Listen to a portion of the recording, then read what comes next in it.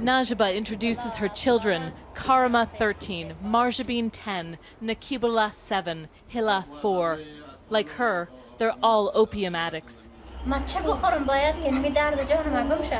I started taking opium more than a decade ago, she says, when my 7-year-old son was killed by a truck. She started giving it to her children to stop them shivering in the winter. They've all had treatment before, but poverty led them back to drugs.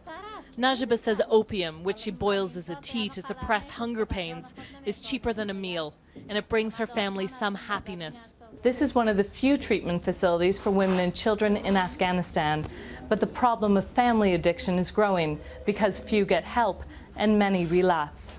There are 1 million Afghan drug addicts, according to the United Nations, but drug counselors say the true number is at least double, with women and children making up 1/4 of the addicts. The stigma of drug abuse makes it a hidden problem. Even the government didn't know the extent of it. Even Afghan community by itself was not aware of this big problem. Most of the people thought that we are producing only, but not consumption. When it comes to producing heroin, Afghanistan is unrivaled, with over 90% of the world's supply, according to a recent United Nations study.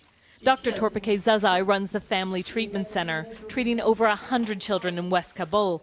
She says children get addicted quicker, and it's harder for them to quit. For every addicted mother, there is on average 4 addicted children, she says. If something isn't done today, the country will lose a generation to drugs. Najibah's oldest child, 13-year-old Karima, is worried as well. She recently started taking opium on her own.